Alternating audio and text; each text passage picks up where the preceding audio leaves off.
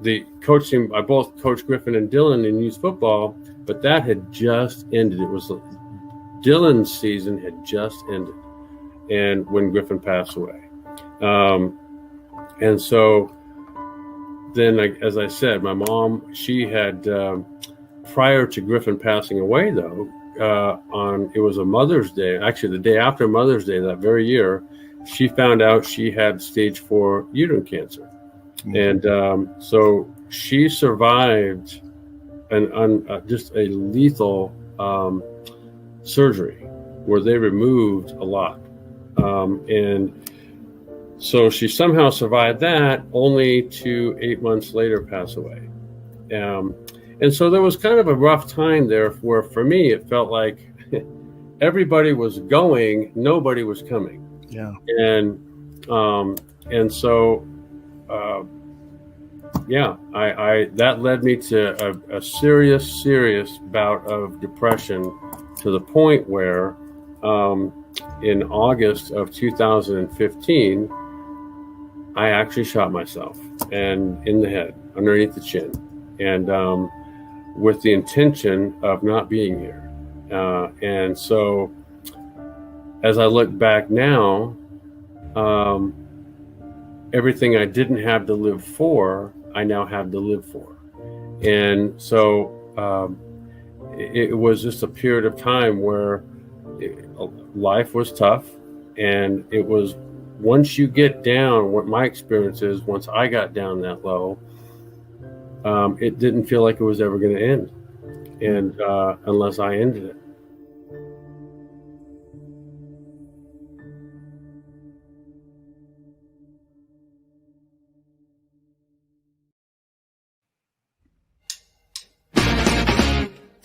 Hey everybody, it's Aldo Gandhi, and I just want to let you know really quickly that our swag shop is reopened. DeepDishTees.com is where you go, and that's tees with T-E-E-S. Clever name, guys. They're the new home of our merchandise. You can get t-shirts, you can get caps, you can get coffee mugs, you can get hoodies, you can get all sorts of good stuff, and you'll help out the bar room with the purchase. So head over to DeepDishTees.com. You're listening to the Ballroom Network. The following program is intended for all audiences. Welcome to the South Burbs Hitmen podcast with your hosts, Joe Mandel, Steven Zim Zimmerman, Vinnie Parisi, and Chris Gonzalez. We're bringing you the White Sox coverage you need from the perspective of true Southsiders. Grab your Comiskey dog with an ice cold beer and meet us in section 155. Everyone get on your feet for your 2021 South Burbs Hitmen. That ball hit deep. Way back. You can put it on the board. Yes. Jimenez in the air. Left field. He's your hero tonight. Thanks, Cubs. Over the head of Jenks. Uribe charges, throws, out! And the White Sox have won the World Series. Alexei! Yes! Yes! Yes! Yes! Yes! History! A perfect game by Mark Burley, and what an unbelievable play by Dwayne White. First pitch starts now.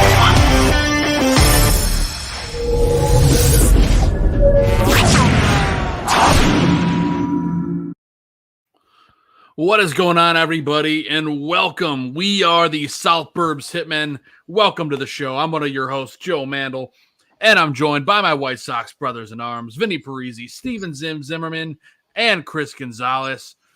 Gentlemen, it has been a whirlwind of 2 weeks since we last did our show, and we're back after the holiday, and the Sox are firing on all cylinders, getting ready for what we like to call Soxtober.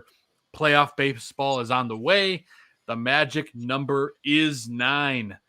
So before we get talking to some of these opening talking points, I got to ask, I'll toss it to Vinny. You were at the stadium on Friday and Saturday. tell me a little bit about the electricity going on there right now, because it's going to be fired up here very, very quickly heading into the playoffs. Well, first of all, welcome back, guys. Been a long 2 weeks. Missed you, boys. That place is banana lands right now. I've been going to games for a long time. It's been a long time. Like, they did the attendance. I saw the number 38 lead the attendance for the first time in all my years going. The Boston Red Sox are a pretty good team. I know they're kind of stuck in that wild card. The Rays kind of ran away with the division. But, seeing guys like Carlos Rodon, and other than one bad inning from Dylan Cease, even he was looking good early in that game.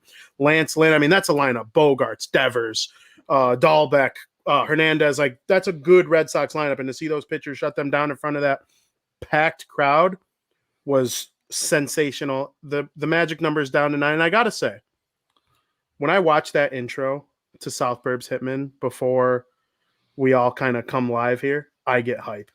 You got the Jason Benetti, the calling of Eloy's home run, and then going, "Thanks, Cubs." That just gets me so hyped, and it reminds me of like back when I'm at the stadium, and it's good times right now. I'm hyped up. I'm ready to go. Yeah, that's right. Everyone's ready to go. Michael Brown in the chat's hyped up, ready to go too. Thank God we still have the White Sox. Yes, that's right. I'm sure he's referring to the debacle that our Chicago Bears had last night on national television. But thankfully, we have our Chicago White Sox to be on national television for the immediate future. So we are excited about that. But, bringing it back to our other White Sox brothers below, Chris Gonzalez, Steven Zimmerman. First off, how you guys doing? It's been a couple weeks. Chris Gonzalez, how are you, my friend? I'm doing well, Joe. And I think, I sent a tweet out at the end of the last show projecting a clinch in our division next Tuesday versus the Tigers. That kind of looks maybe on track. Vinny's shaking his head no. I'm optimistic. Probably won't happen. But what I can say is we're a game and a half from the 2 seed. And we got 2 weeks. Vinny's shaking his head to the comment below. It's Correct. Are the Cubs making the playoffs? The answer Correct. is no. Well, we got, 3 weeks here to go, just about. Mm-hmm. Yeah. Game and a half out of the 2 seed. Hey, call me crazy, but I'm all about that 2 seed, and I think we're going to have it, just how things are shaking up to be. I'm still going to hang tight with my 2 seed prediction, as well as Vincent's comment below. As I was saying, I think it will come true. Optimistic. The cards align. But this week's going to be interesting. AL West, away and home. Shall be interesting to hopefully get revenge from the Angels when we face them week 1. These two teams are totally 2 different positions as they were then and now. And we all know about the Texas Rangers. So it'll be a good week. More baseball, more great baseball to come, and we're going to get right into it. Lots of great baseball to come our way. And I know I'm hyped. I got all my playoff tickets now officially ready for. I got all 3 of the first round home games, and I got 1 ALCS and 1 World Series. So I'm pumped up about that. Cannot wait to get cracking. Hopefully some long playoff runs here on the South Side this year. Steven Zimmerman, how you doing, buddy? We haven't had you on the show since I got to meet up with you here at the Cubs Sox game, because that week you were traveling and then last week we were off. So tell us a little bit about your time in Chicago, and did you have a good time? I had a really fun time. It was exactly what I needed. Just a quick little weekend getaway. Caught a couple Sox games, one with you, one with some family. And excuse me. It was like I said, just what I needed, a chance to go see the city again, but not long enough to actually, I guess, spend any significant time in the city. I was going to say, don't say spend money, because I was with you in Grandstand. Oh, yeah. No, that hurt. That physically hurt. But I did get this sick new hat. So yeah, check that out. It wasn't all for naught. I do enjoy that place a lot. Like, it was really fun to be there. It was really cool. They had a lot of stuff that's like discontinued or that is just unique and different because, they do their own embroidery and whatnot there. So just a really, really cool place. We stopped by 35th Street Red Hots. I don't know. It's Vienna dog. Vienna dog's a Vienna dog, in my opinion. You didn't get it plain though, did you, Zim? No, God, no. God, you got to put something on it. No pickles, no relish is how I roll with those. So they were right. Might up as my well alley had for it that. plain. No, you get the Oh, come mustard on. on there. You get the onions on there at the bare minimum. The Yeah, tomatoes, are dynamite just a little sticks, the sport bonus. peppers. And the sport He peppers. I like my just spicy said foods. ketchup. Can I say something Well, about it's- Grandstand? Yeah, go for it. It reminds me of like a magical briefcase, right? Like you guys ever see Fantastic Beasts and Where to Find Them? And like Yes. they go in the briefcase and it's like this whole world. Mm-hmm. The Grandstand looks the size of a shoebox from the outside. And then Yeah. you walk in there and it's like this big magical sports happiness where like all your dreams come true. I love that place. Yeah, and they really do pack that stuff all in there. I mean, don't get me. There were moments where I got a little claustrophobic, but Oh, for it's sure. okay. I also picked up some sick coasters there that I didn't know if I was going to be able to find. Ooh. So, just in time for football season. But regardless of that, no, I got to see an awesome Sox route of the Cubs and a not so awesome Cubs route of the Sox. Thanks, I blame Joe for that. Yeah, really. But no, it's been a great couple weeks. I've been watching a lot more of these Sox. I'm not going to lie. I'm not an everyday watcher. I think that much is pretty obvious by some of my takes on here. I'm kind of the casual fan of the group. But at the same time, it's heating up. It's getting really fun. Magic number is 9, and I'm locked in right now. Yeah, I'm pretty locked in too, and I just get a weird vibe that we are going to be able to clinch on this Sunday. I just get a vibe. I know that's really quick, and I know that's really ahead of schedule, but I think it's possible. I think we could easily take 5 out of 6 of these this next series and get some Cleveland losses in there, and then you're clinched. So I'm all about it. So hopefully that happens. But I do want to touch on the last 2 series that we've had, and that's against Oakland and Boston.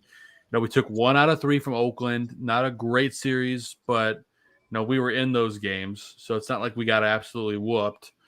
But then we took 2 out of 3 from the Red Sox, which was a very impressive series. Now, this team looked really competitive. This Boston team is very good, like Vinny said. They're nothing to slouch at. They're probably going to be a force to be reckoned with in the playoffs in that wild card round. So I just got to say, Gonzo, I'll toss to you first. I was a little concerned watching this team play against the Oakland A's, but we were competitive in those games, and it's not like we got, destroyed or anything. But, what were your takeaways from that Oakland series, and does it concern you at all? It's tough because I feel like, that first game, when we threw out our, I want to say, healthy lineup with no guys really sitting out.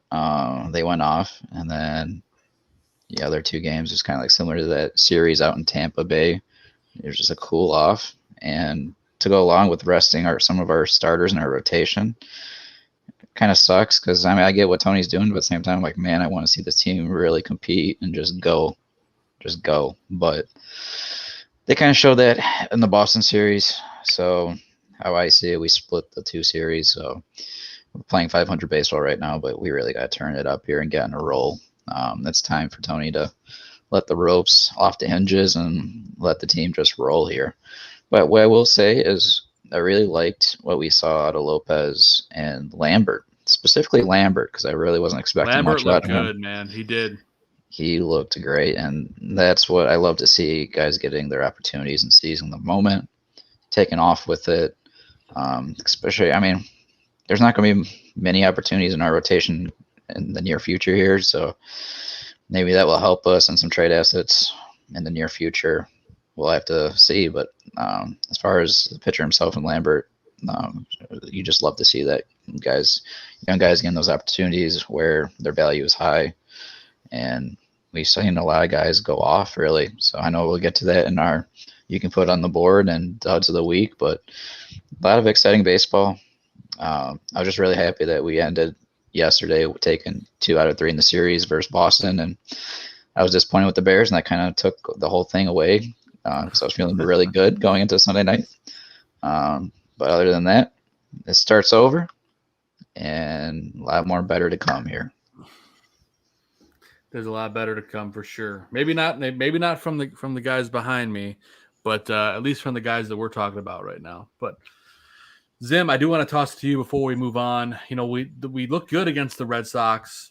You know, I just wanted to see what you kind of took away against this Red Sox team, because, you know, for me, this looks like a team that's going to be able to compete when they have their big boy pants on and they're ready to rock and roll. Yeah, absolutely. Taking 1 out of 3 from the A's, like, it was a little, I don't want to say concerning, but you wanted to see the team put out a better performance. And that's the performance we got in the Red Sox series. You know, it's like they took the punches and then they rolled with it. And the only game they lost was an extra innings game that, if not for the new rule, would have gone on significantly longer, because this Sox bullpen has been stepping up significantly lately. It's been awesome to see all these guys kind of rise into the occasion. Kimbrel's rough start seems to be sort of behind him. He's at least he's not the 0.49 ERA guy, but he's definitely back to some degree. Kopech has been lights out. Kopech's been awesome. His stuff's been nasty. It's been hot. And Hendrix is amped right now. Hendrix has been touching 100 pretty regularly lately. And, you know, earlier in the season, we were seeing him cap out at 97, 98. So for him to be amped up enough to add an extra 2 miles an hour onto his four-seamer is impressive. So this team is really starting to click. This bullpen's really getting to where we were hoping it would be before the season started. And that's what's kind of propelling them to some of these late game hold situations. And these late game kind of come from behind situations. You know, we saw Lurie walk it off last night, which I know we'll talk more about later. But I mean, this is the time of year where guys make names for themselves. And I told you guys earlier in the season, Lurie's the kind of guy who gets hot, and all of a sudden it's a week or two of just nonstop action from the guy. And it seems like we're in the middle of one of those periods right now from him. So yeah, all in all, Red Sox series, very, very impressive. I think showed that they can hit the best pitchers in the league. They can strike out the best batters in the league. And they can play defense with anybody out there. I mean, Abreu was incredible in the field during that Boston series, in my opinion. He was showing the MVP that he truly is. And, you know, he's just getting it done. And that's what he always does, you know. And Vince Tassone in the chat, you know, he said LA, Texas, Detroit, Cleveland, 5-game series, Cincy, Detroit. Let's hope they can take advantage of that schedule. And yeah, that's kind of a place that, you know, I wanted to go in my head a little bit. We'll talk about the schedule coming up, but that's why I do think we can clinch this by Sunday. I really do think it's a possibility early next week. You know, we'll see what happens. But I just wanted to mention Vincent's comment because, you know, we always love getting comments in the chat. So chat room, don't hesitate to reach out. We love talking to y'all all night long. And we're still on the intro talking points. I got one more thing I want to talk about before we get into our segmented portion of the show. And I just want to mention, we do have an off night tonight. It's kind of weird. There's no White Sox baseball tonight. But we get 3 versus the Angels at home. And then, you know, we go on a long 11-game road trip, guys. That's one thing that you don't think about is, you know, we don't come back until the end of September. This is a crucial stretch for this team, and it is very possible that they could clinch on the road. I'd love for them to do it Sunday at home if all the cards fall right. Well, never mind. They're not home Sunday. That math is wrong. Either way, it's going to be on the road. So, but still, I'd love for them to do it sooner than later. But that 11-game road trip, that's tough, especially to, you know, get ready to try to clinch your division. So that's something that I want to ask Vinny, if that's something that you think is, you know, in the back of these guys' head, that, man, I got to grind through this 11-game road trip before I can even come home and start thinking about the playoffs. Because I think, what do they come home for, like a 2 series, and then it's playoff time. So, you know, what for you, how does that affect the player? Well, I definitely think it's good for them because we talked before about like their schedule prior to this upcoming road trip that they got coming all season long, especially in the second half, which is really where I put most of the stock in based on the roster and guys getting back healthy and all that. They lost a series on the road and won a series at Guaranteed Rate Field to Tampa, Toronto, Oakland. There's one other big one I'm missing. Another good team where they lost at third place. No, but they lost the series at Guaranteed Rate Field. The Yankees had their number this year. I'm saying the point I'm trying to make is they're like slightly below 500 on the road against these good teams, but they beat them at home. But that means the opponent also is the same way. And that's what baseball is. You got to take care of your business on the road, but really dominate at home. So to me, that's encouraging going into the playoffs, especially with the schedule coming up being on the lighter side in terms of opponent winning percentage. And maybe they could lock up that 2 seed. I know the Astros are about to take another game here tonight to play in the Rangers. They already got a big lead. But I wouldn't sign up for the 1st seed anyway because I don't want to play these Blue Jays that are now winning 8-0 after winning 22 to whatever yesterday. And they're doing it to the Rays. So, yeah, I want no part of the Blue Jays. So give me the 2nd seed all day long. I'm with Gonzo. But has anybody Googled where the White Sox clinched in 2005? I have not. Where did they clinch? They clinched in Detroit, which is where they're on pace to clinch right now. So I'm not much of a conspiracy guy. I'm a little superstitious. I personally think it'd be sweet if they clinched in Detroit in 2021, knowing they did it in 2005. So, and the Guardians, they play the Angels, or not the Angels. They have the Yankees coming up who are slumping. So we don't know how they're going to do. The White Sox need to take care of their own business. That's all they need to worry about. But yeah, I'm hyped about this road trip. I hope Tony gets them going a little on the road here. So even though they're bad teams, it'd be nice to see them have some confidence on the road because players don't really look at who the opponent is. They all see them as equal, which I think is a fair way to look at it. Like they see beating the Angels or the Rangers on the road the same as beating any other team on the road. Like it's a Major League Baseball team. You want to beat them on the road. You want to be ready when you're away from home. So I'm all for it. I'm excited for it. The 5-game series against Cleveland should be really fun, especially if they're already locked up by then. Yeah, for sure. No doubt about that, man. I appreciate that insight there, Vinny. And before we get into our segmented portion, we do have a question here in the chat that I want to toss to Gonzo. DeBears85 wants to know, what would it take for you guys to be okay with Keuchel on the playoff roster? We kind of got to this a little bit before, but I'd be okay with it as long as he's in the bullpen. It's like you don't know what's going to happen in these playoffs, and he's going through that second time in the lineup. You know, depending on how guys like Giolito or Cease are doing in their first time through the lineup, you know, they might need help. Not a bad option to throw Keuchel in that situation, or just really, really late innings, kind of like how we talked about, you know, a couple weeks ago when I brought up Burley in the World Series pitching in really late innings after he had some beers and he was the only guy that could go. But look, Keuchel's been there. He's got the experience as a veteran. It's why you paid him that big contract. You know, just for the fact that he's been there. I mean, those are situations where I can just click for a guy.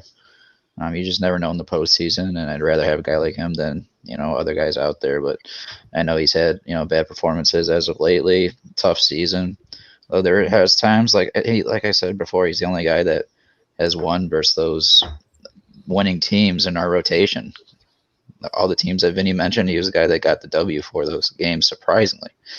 But yeah, I mean, I'm not gonna lie, like we were the 4 of us, not including myself, but we've all been talking about wanting to see Keuchel step up as of recent weeks, and he had some blemishes here and there. So sometimes he had some good opportunities. More than a few. Well, I was gonna say that there's some starts that he's had where he had some good quality starts, but the offense didn't pick him up. So it goes back and forth. Unfortunate for him, but we saw that last season with some of our other pitchers in the season where he just went off the charts. So it is what it is at this point. That Tony has a really tough decision to make on who he's going to give that 4th, you know, spot in the rotation to, you know, or third and 4th with Giolito and Cease, but definitely on where he's going to fit Keuchel in the bullpen. That's likely where he's going to go. I won't imagine that he's not going to be in the playoff roster, but I'd see better fit with him in the bullpen at this moment. Yeah, for sure. And real quick, round table. Vinny, do you think he should be on the roster? If it were up to me, he would not make it. I'm in the same boat. I'm just going to be frank with you. I love Dallas Keuchel.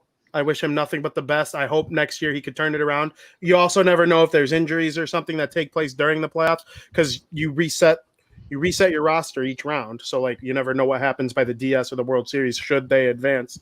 But I mean, it's just getting worse. It's not like, there's been a couple good starts here and there. Like the good starts are all 5 or 6 starts ago at this point. His most recent one was him in his brain turning it around, and he gave up like a bunch of runs. So to me, I'd rather roll the 4 rotation. I would set the rotation based on home and road. I don't know if Tony's going to do that, but the statistics say Giolito likes to give up a couple long balls at home, and Cease likes to get destroyed on the road. So to me, Cease would be starting at home no matter what. To me, they shouldn't be numbered. Lance Lynn should go 1. That's it. That's my only number. Other than that, I'm setting it based on home, road, matchups, opponent. There are so many things that can go into it. What is it, like an 85% chance they're going to play the Astros in the first round? Something like that. Yeah, it's like 84% or something. It's going to be the Houston Astros in the American League Division Series, and that's a tough lineup. They have Altuve. They have Gurriel. Or not Gurriel. I'm thinking I got the Blue Jays on my mind. They have good players, and they have good pitching. But the White Sox have proven they could beat them at home, struggled on the road mightily. But that team was wildly different than it is now. So I'm with you. I hate to say it, I would probably leave Dallas off. I'm in the same boat. Zim, how do you feel about Dallas Keuchel on this playoff roster? Unless he gets together with Katz and figures it out like now, and I literally mean like tonight, I don't see how you can do it when you've got these youngsters that have just been outperforming him lately. Jimmy Lambert looked fantastic. Whatever he's been working on down at AAA is working for him. Reynaldo Lopez, same deal. Like these guys, LASIK surgery. That's fair. That's him true. and Jameis Winston doing awesome. Yeah, after the LASIK surgery. Yeah, really. These guys, these younger guys are looking better right now, and it's shown that if you need a spot starter, you can use these guys in addition to guys that you've already got on the roster. Like Kopech, like potentially Crochet, guys like that. So as much as I want that veteran presence, the guy's been there, he's done it. I want him on the roster for those reasons, but his performance just doesn't justify it unless things turn around today.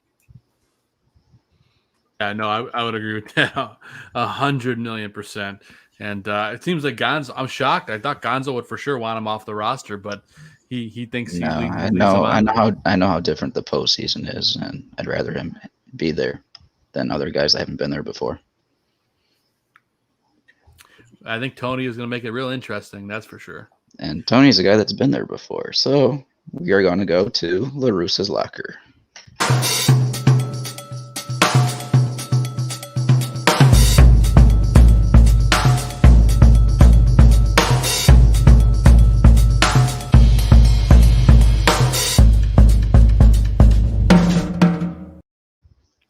This is the part of the show where we get to either rip apart or praise our Lord and Savior, Tony La Russa.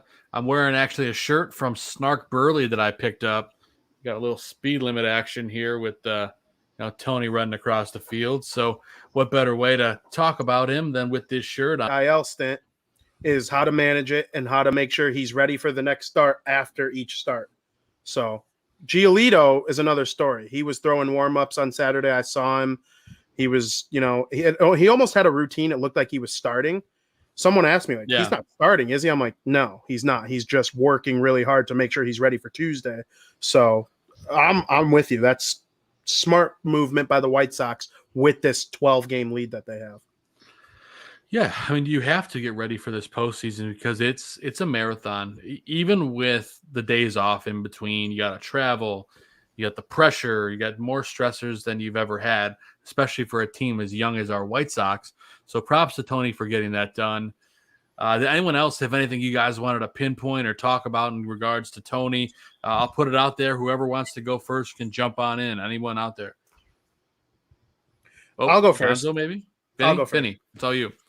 They're not going to have that luxury every single season. I know they're set up for sustained success. I know Eloy and Luis and Anderson and Giolito, all these guys are young. They're going to be there for a while. You never know when the Detroit Tigers decide to really turn the table. They have some awesome pitching prospects. They're going to have another high-quality pick this year. They might end up in second place this year, depending on how the end of the season goes. If the White Sox sweep the 5-game series from the Clevelands, you never know what happens with the second place thing. So Detroit could really come up soon here. What if they are in a heated battle for the division 2 years from now? What if the White Sox and the Tigers are like the Giants and the Dodgers right now? That's a luxury that they have this year. They might as well take advantage of it, because in 2023 or 2024, they might not have room for these phantom IL stints.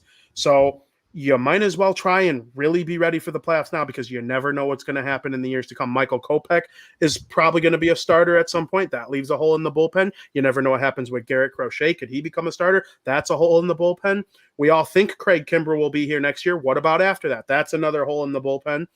Like, there are just so many things that seem to be set in place right now that are in their favor. So you might as well try and take advantage of it while you can. I'm in full agreement. I think it's a genius move by whoever wanted to do it. They're clearly not scared of anyone else in the division right now, so might as well do it. Steven or Gonzo, either you guys have anything else you want to tack on to talk about Tony La Russa? Criticisms, critiques, praise? Do you want to give him a high five, a slap on the butt? What is it? One critique. Haven't seen it. I'm not sure if I've actually seen it this year or not yet, off of my memory. Maybe Vinny can correct me if he's seen it, but I haven't seen Tony pick a bat out of that opposing lineup to not let them beat us. This might be a great great opportunity in the series with Anaheim. Early in the game, fine, pitch to Ohtani. Late in the game, if it matters, I'd rather not. If the base is open, please put him there. Try it out at least, Tony. I mean, I know you've adapted well to the modern baseball, but I'd still like to see it just to test it out. You're saying you'd like to see him intentionally walk someone or not intentionally walk someone late? Yes, a bat like Ohtani. And we've seen bats like Jose Ramirez beat us in games this year. Plenty of opposing hitters have beat us this year, and I've mentioned it a couple times. I'd like in some of these moments to walk a guy, leave that base there, because I know it's hurt us not only with Cleveland, but happened in Tampa Bay with Nelson Cruz. You can go all through the season, but maybe Vinny, have you seen it? You can correct me if you've seen it, but I can't recall if I've seen it yet. Yeah, I'm trying to think. I would have walked. Yeah, I'm looking at it right now. I would have walked Travis Shaw in extra innings on Saturday, because they had the ghost runner on second. He was moved to third on the first at-bat of the game, and Travis Shaw was like 2 for 4. He was having like a great – and I know Travis Shaw is not Ohtani, not Cruz, he's a depth, but he was like hot, and he's feeling himself. Yeah, I was a little surprised he didn't do it to Travis Shaw, but I'm with you. If they're in the playoffs and let's say Correa's batting fourth and then it falls off after that, yeah, walk him. Why not?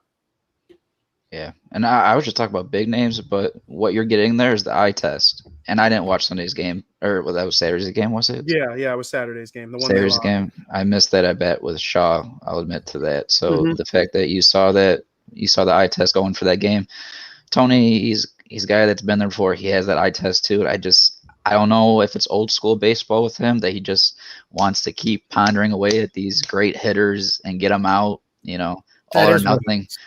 All or nothing baseball, basically, which is rough to do in this era, because this is the home run strikeout era. It's going to be the pounding era of it hurting you or costing you the game.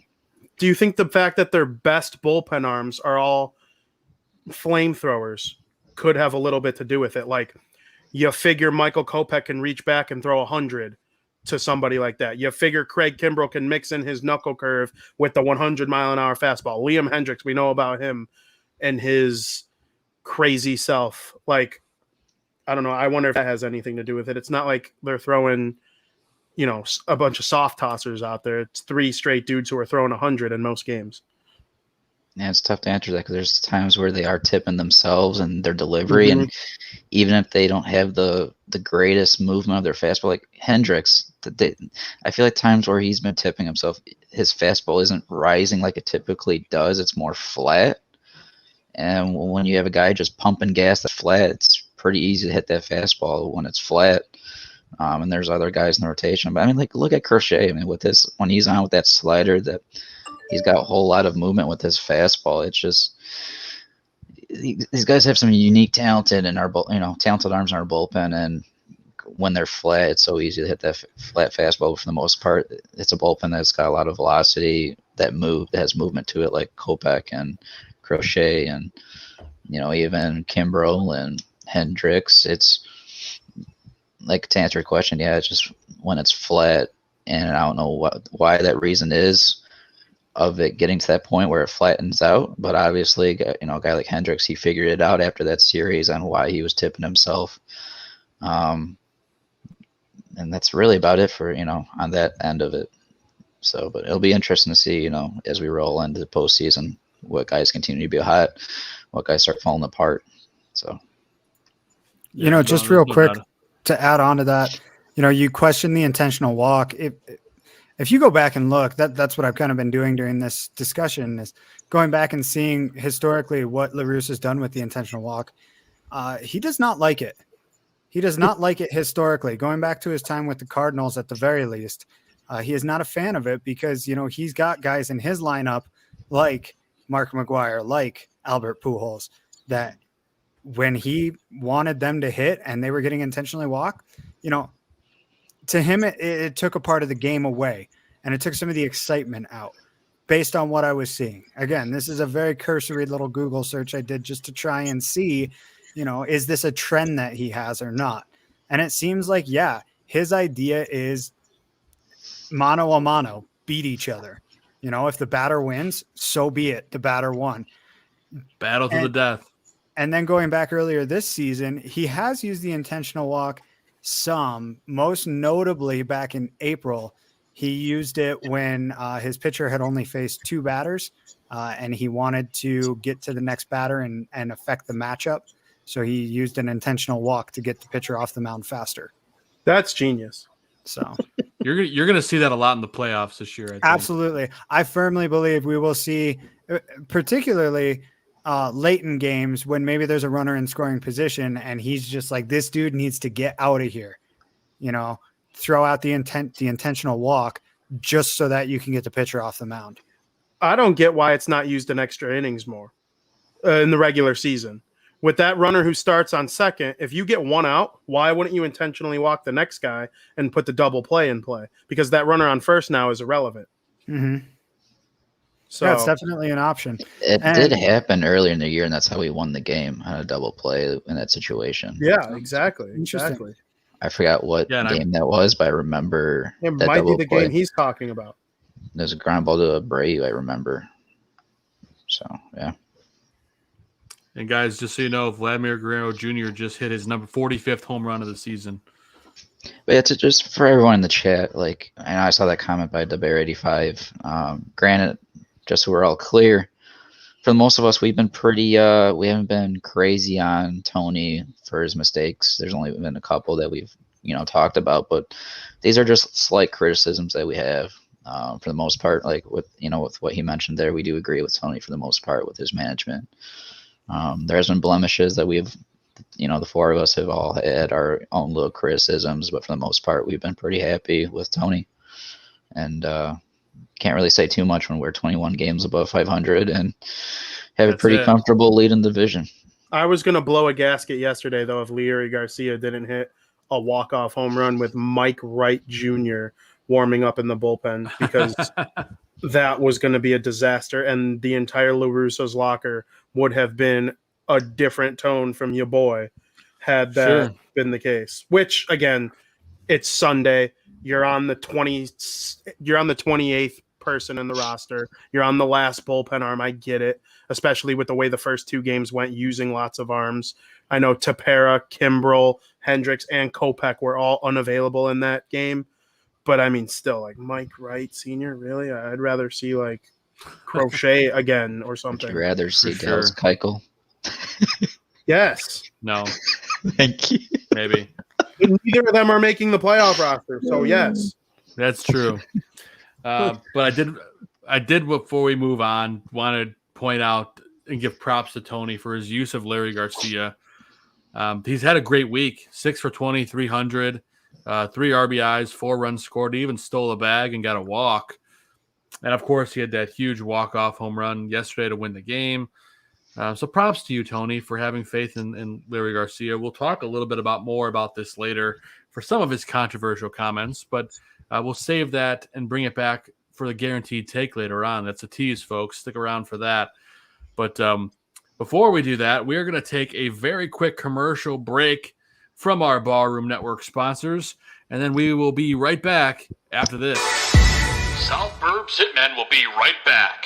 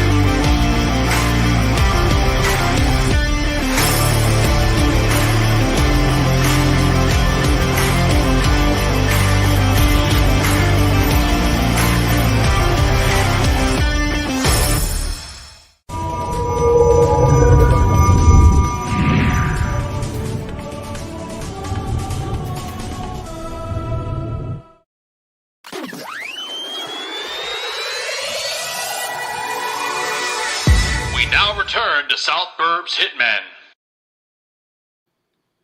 Man, I love when that sexy voice brings us back. It's almost like it's listening to myself or something. But besides the point, there's Gonzo. He's so excited. He's standing up.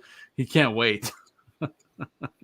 He's just fired up. But anyway, we are back from our – he does have the hype. There's no shortage of hype to go around here.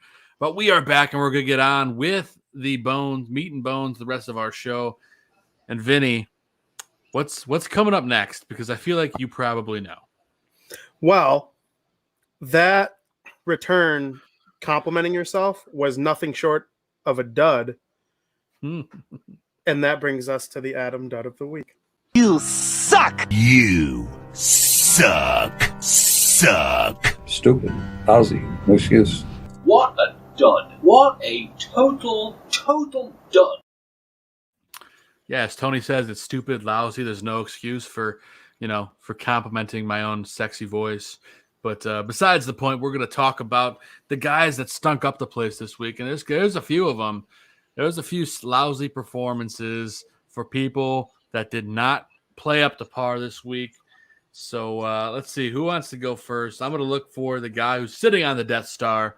I'm going to go to Steven Zimmerman first for his nominee for the Adam Dud of the Week. Who you got? Andrew Vaughn. Ofer. Yeah. Yeah, I guess that's a pretty He put up an pretty good offer way for to the do it. week. Like, it's one thing to put up an offer for a game, but an offer on the week. I've got an honorable mention that I don't see on anybody's list here, but I'll mention it if nobody else does. We can circle back around, I'm sure. But yes, Andrew I think Vaughn, that's just very disappointing. He's still doing fine defensively, at least. Like, that is the most impressive part about this kid this season. But unfortunately, Yeah. his bat has cooled off quite a bit lately. It's a good way to end up on the Adam Dudd list, going 0 for 13. So with 4 strikeouts. So I would agree with you there, Zim. Gonzo had his hand up before. Gonzo, who's your nominee for the dud of the week? Well, Zim took mine. I'll just add on to Zim here.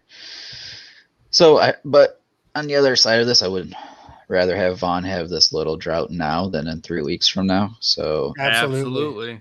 so glad that he's getting it out of it now. But to go along with it, it's not the first time he's been through a slump in his rookie year. I'm sure he's going to overcome it with all the great mentorship that the Sox have in their organization. But he's going to be going up. Hopefully, he turns around this week because he's going to be facing 2 other AL Rookies of the Year candidates in the Anaheim series with Jared Walsh, and then in the Ranger series with Garcia, their right fielder. So 2 great rookies on the opposing teams in these series. Hopefully, sparks some competition here and gets him turned around here. But yes, Vaughn has been in a drought, and he is my Adam Dudd of the week. All right, I love it. I think it's safe to say when 2 guys choose you, you had a rough week. Vinnie Parisi, who is your Adam Dudd of the week? I'm going to go with someone I really like, and I wish he would have gotten an opportunity to get out of it because I would have trusted him. I kind of wish I would have thought of this during La Russa's locker, so this is kind of a tag to that too, and that's Gavin Sheets. I'm a big Gavin Sheets guy. I like Gavin Sheets. Every time he comes up to bat, I go, come on, Gav, just because I like hardcore root for him. He went 2 for 14, 143 average, 2 runs scored, 1 RBI. He got pinch hit for in the bottom of the 9th, or in the bottom of the 10th for Mendick with Eloy on third. And I don't know, man. Mendick and his 200 on base percentage over Gavin Sheets, just because Gavin Sheets is in like a mini funk. He still had 2 runs scored, 1 RBI, and a crap ton of more power and damage ability than Mendick. I don't know. That was a tough decision by Tony for me. Andrew Vaughn was unavailable towards the end of last week due to leg soreness. So I would like to throw that out there as a potential reason for his recent struggles. Not making any excuses. If you're in the lineup, you got to hit. But Gavin Sheets getting taken out there, I kind of want to believe he would have won the game for the White Sox, or at minimum tied it, because Eloy was on third, 2 outs. Mendick just grounded out and the game was over. So shout out Gavin Sheets. Every time we do this Adam Dudd of the week, I get a little uncomfortable because I just love the White Sox so much. It's hard for me to crap on any of these guys. And there's nobody on the White Sox currently that I hate personally, like as a person. And there have been those in the past. But as of right now, we're scot-free. There's nobody on the White Sox I dislike. So tough for me to say that about my guy, Gavin Sheets. This is me turning it around for you, man. We'll see you this week. I don't think you're going to be the one sent down in favor of TA tomorrow. So I'm pulling for you, Gav. I like it, man. I like the mindset there, Vinny. And I'm hoping the same mindset works with my Adam Dudd of the week. I'm going to go with Dylan Cease, 2.2 innings pitched, 7 earned runs, a 23.63 ERA. He just had a rough day at the office this week. And, obviously he's a young kid. He's going to bounce back. But this just wasn't his week. He had a hard time. He didn't have command. He wasn't hitting his spots. He was letting balls hang. It was Dylan Cease being unlike how he's been for the last month and a half of the season. He just didn't look like himself. And, just get a couple more weeks, 2.5 weeks to get yourself back to normal self and ready for the playoffs. So I'm content with the fact that Dylan Cease is having his issues now, and hopefully not in a couple weeks when the playoffs are getting ready to rock and roll. So Dylan Cease is my Adam Dud of the week. It was a tough week for him, but he will get back on the horse, and he'll be better than ever. And it looks like Vinny's got one little nugget to add here about our buddy Dylan Cease. Take it away, Vinny. Dylan Cease recorded 5 of his first 6 outs via the strikeout. He had his stuff early in that game against the Red Sox, and then for whatever reason in the 3rd inning, they just got him. And once they got him, he got a little rattled, and that was the end. He probably saw, Ryan Burr warming up in the bullpen. That never really helps a starting pitcher too much when you see a guy out there warming up in the 3rd inning. I'm assuming that affects the mindset. Dylan Cease has been a mindset guy ever since he came up to the majors from Charlotte north of 2 years ago now. So, and it was the first time this season he gave up more than 3 at home. So, wow. Dylan Cease, I want to believe it was just a one bad game because he was cruising early. This is going to sound ridiculous. People who didn't watch the game in the comments are going to think I'm crazy pants. He had no hit stuff in the first 2 innings of the game. He looked like he was going to cruise to a 7-inning, 1 earned run, 3 hit performance against the Red Sox. And then when guys like Bogarts and Devers, they start feeling themselves, they can get to a guy like Dylan Cease, who's only made 40 MLB starts so far. So, we want to see him start at home in the playoffs. I think this was a good wake-up call for him. You need your best stuff every day, and you can't get rattled if you give up 1 walk or hit 1 batter. So that's my addition to your comment on Cease. I'm with you. For sure. He had a rough 3rd inning for sure. The first 2, he looked a lot better. He'll be back. He'll be back and better than ever. I have no doubt about that. But those were the guys that were the duds this week. But on the opposite side, let's see who put it on the board this week. Ball hit deep. Way back. He looks up. You can put it on the board. Yes! Yeah, so the put it on the board players are the ones that lit it up, and there was quite a few guys that were all over the place with runs, hits, you name it, home runs. It was a explosive week for this offense. There's a lot of names on this list. Vinnie Parisi, I'll let you go first since you went last time. Who is your put it on the board player of the week? There are so many of them. We're all going to name someone who was sweet, no doubt about it. And shout out Hawk, who does that intro for us, our good friend. It was his birthday while we were gone. So happy belated Hawk. We love you. I'm going to go with Yasmani Grandahl. And Grandahl is he's currently on a streak like we've never seen a White Sox player on in 20 years. The fire that this man has right now, whether it be a walk, a bomb, a base hit, a double, the consequential at-bats that he has for this team right now, we have to hope it continues into the playoffs because ever since coming back from his knee surgery, he's looked better than ever. I honestly can't think – there was 1 year in Milwaukee where, he was out of his mind. He was always a really good catcher with the Dodgers. He's the best catcher in baseball right now. Absolutely. And I don't think it's close. Offensively, For the last 3 years, I've always said the 3 best catchers were JT Realmuto, Yasmani Grandahl, and Wilson Contreras. And, I really like Tucker Barnhart on You got to include Posey in that conversation. Yeah, Buster Posey's up there. Yachty. Yachty or Molina, no doubt about it. Maybe a Hall of Famer. Next year's his last season, by the way. Yeah, absolutely. Shout out to him. We love seeing you wreck the Cubs for all these years. Salvador Perez is having an amazing year. Shout out to Salvador Perez, no doubt.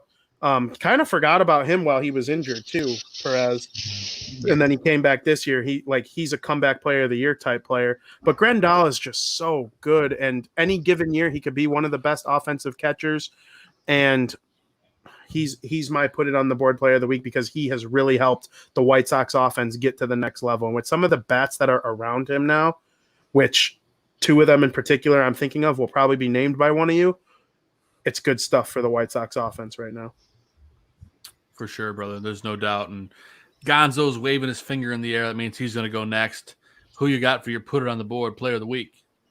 Yeah, for my dud, I picked a batter. So for a put on the board player of the week, it's gonna be pitcher this week for me.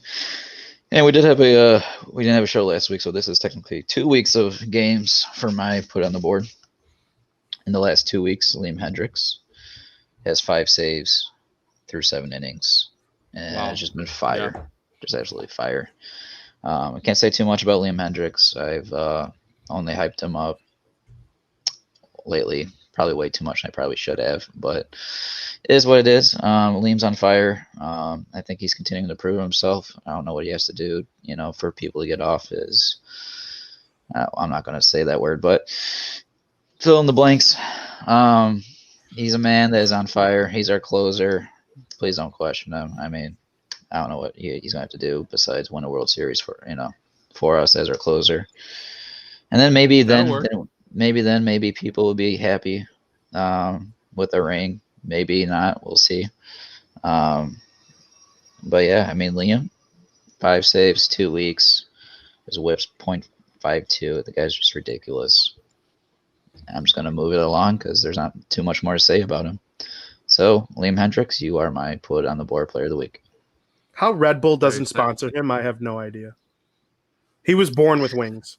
I'm not going to sponsor him. I'm pretty mellow. Every time he jumps up after getting one of those Ks to end the game, you kind of think he's just going to take off. That's why I like the Kimbrel Hendrix combo, because they're so opposite. Mm-hmm. Craig Kimbrel could give up a grand slam and this would be his face. Like nothing. He could strike out 3 straight batters on the nastiest knuckle curve you ever see. Same face. And then Liam Hendrix is just out of his mind. Well, we all saw it in the All-Star game. I won't repeat that, even though I'd like to.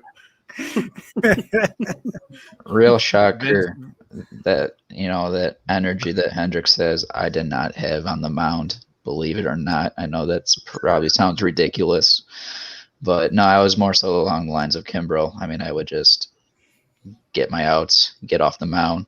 My special thing was always going to the like past the foul territory line to our dugout side, turn around and just start giving fist pounds to my guys behind me, that did their work, and that's basically about it for me.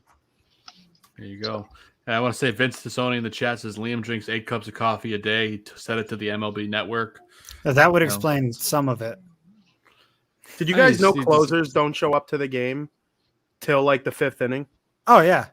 Liam does it regularly. I noticed that when I was sitting with Zim.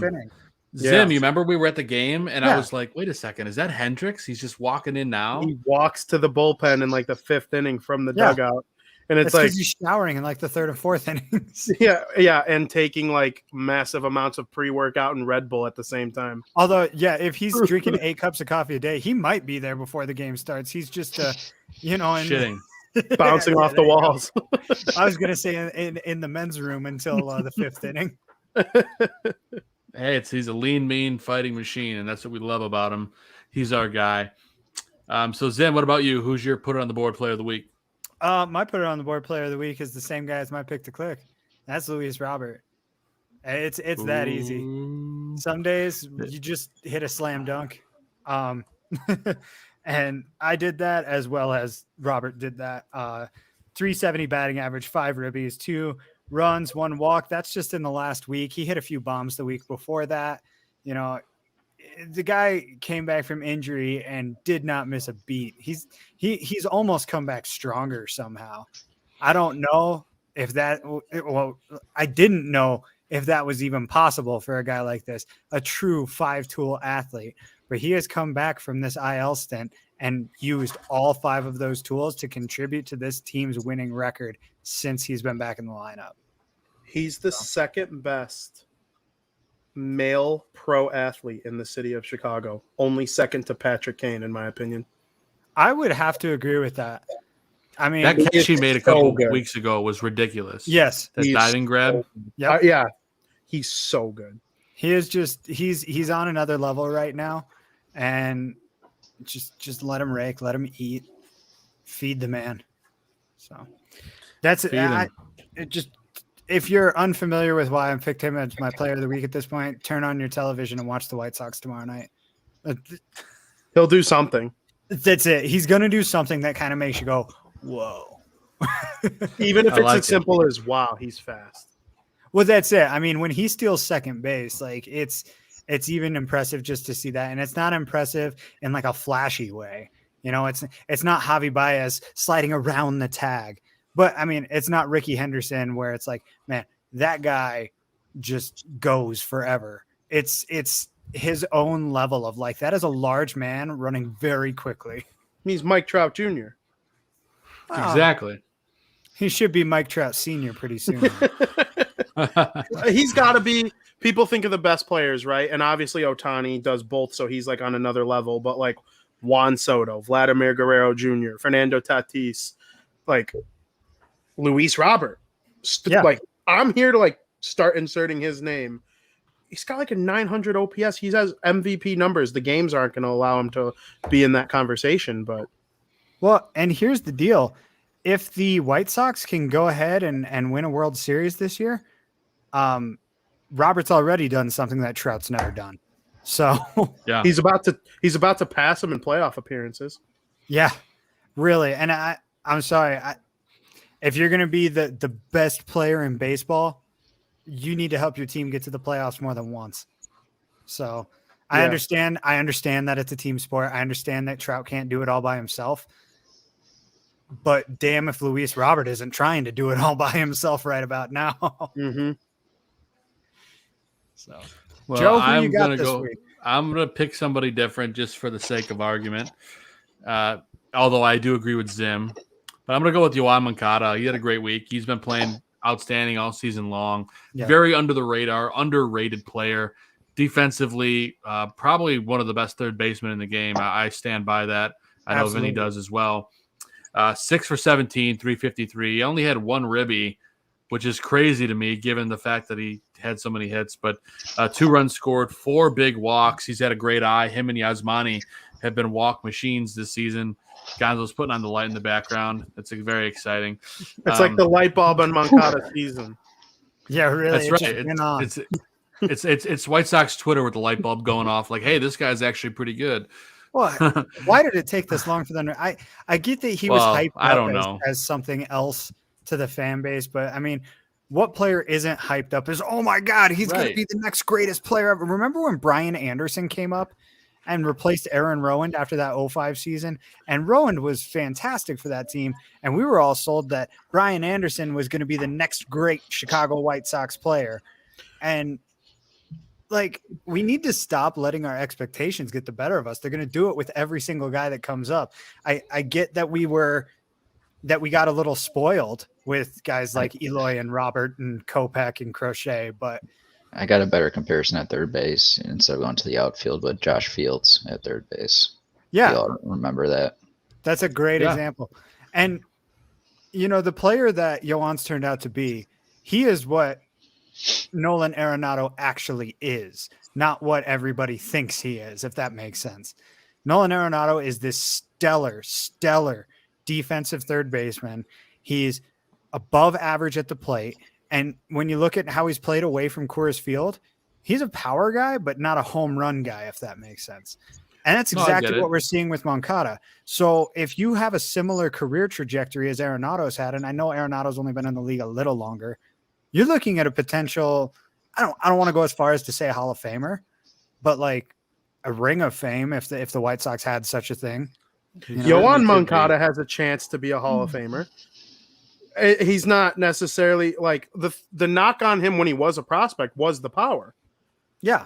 Like you never saw when Eloy and Robert were in Charlotte, you saw a video of them hitting one to Pluto every other day.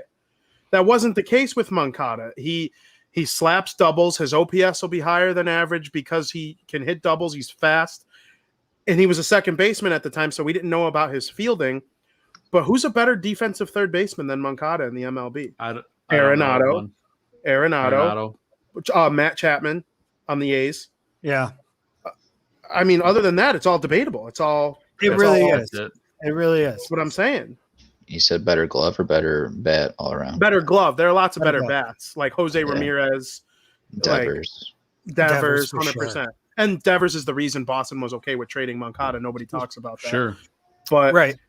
Moncada is a great player, and the fact that he is their like 5th best hitter is just outstanding news for White Sox fans. Outstanding news. It's great news for the playoffs, let's be honest. But let's talk for a second about our picks to click. I'm going to go ahead and give it to our buddy Steven Zimmerman, who picked Luis Robert, who has been on an absolute tear for the pretty much last 3.5 weeks. I mean, he's just been a beast defensively, offensively, on the base paths, you name it. So congrats to Zim. Zim now has his 6th win of the season. He has actually bypassed me with my 5. So Zim, you get to go first, picking your pick to click for this week. So Zim, who are you going to go with the fresh slate? Look, I'm pretty sure I've won 2 out of the last 3 if my math is right. So I got a lot of pressure to try and bring this record all the way back. I don't know. At first it seems like Gonzo's 10 was completely out of reach, and I'm slowly inching my way there. I think if you won every week, you'd be short by 1. Oh no, Gonzo's got 11. Well, we're playoffs, bro. Come on, we're going through the playoffs. Oh, okay. Yeah. Hey, we could also like do picks to click in the winter too, to like see who was the funniest on Instagram or something. And nobody's allowed to pick Eloy because he would just be the automatic winner all the time. Oh, for sure. That's fair. Honestly, I haven't even thought postseason yet, or postseason, off season yet. No one wants to hear about that. That's not something that I can even perceive in my mind right now, because this team has another. What is it? It's September 13th right now. All right, that gives us another 6 weeks at minimum of White Sox baseball. So I like it. You're a little optimistic. I mean, I'm very excited about it though. That takes us through the ALCS. So I might be a little optimistic in assuming they'll make it that far, but the way they're playing now, and the way Luis Robert, my pick to click again, is playing, they could do it. I'm pretty sure this is tripling down on him at this point. I'm pretty sure I've had him every week since he's come back from injury, and I'm riding it. You put it on black 5 and you win it all twice in a row. You put it on black 5 again if we're at the roulette table. So you know what? I don't think that's how it works, but hey. People think your odds change though if it hits before. No, it doesn't. It's the same odds as before. Same odds every time. So let it ride. Let it ride. That's right. All right. I like the mentality. It's got the big balls Zim. Vinny, speaking of big balls, you're next. Well, I'm gonna go with one of my. They're all my guys. I got to stop saying that every time I'm on this show. We get to the picks to click, and I'm like, I'm gonna pick my guy. If you wear that logo, you're my guy. Sounds like Cap. Cap, my good friend Cap. Love you, Dave. I'm gonna go with Yasmani Grandahl. Ooh. And I called him the best catcher in baseball earlier. I'm going to double down on that. I'm hoping Yaz can take a couple guys deep here, improve that on base percentage even more. Don't even slightly care about your batting average, even though it's gone up from 188 to 230 in the last 4 weeks or so. Keep rolling, Yasmani. I'm all in on you.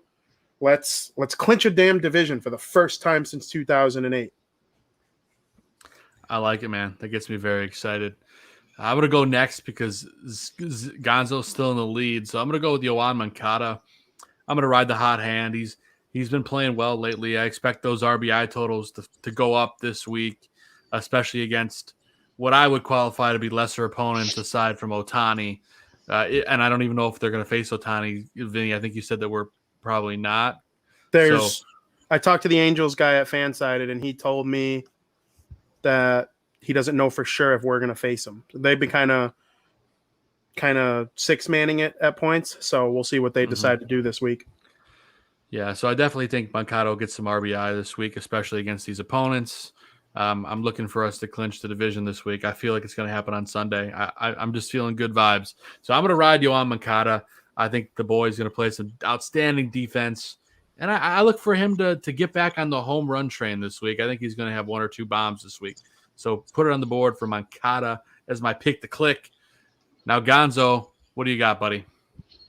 Could we get a quick standings update for our viewers? Yes, humble brag, Gonzo. We know you're winning.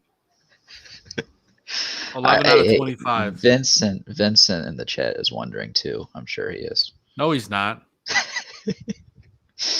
I'm sure Vince he'll Stone spark does up. not care what your standings are. Vincent He should be cares rooting that for the he- guy who shares a name with him. The hell? That's right. So I'm also going to pick Yohan Moncada. No, I'm just kidding. Um, I pick all three of your guys. you know, Done. I was the one that almost picked Chris Bassett, and then he takes the line drive to the face. So maybe I kind of was at cause for that situation. Maybe. R.I.P. to my boy Chris, but he's actually supposed to be coming back soon. Whoa.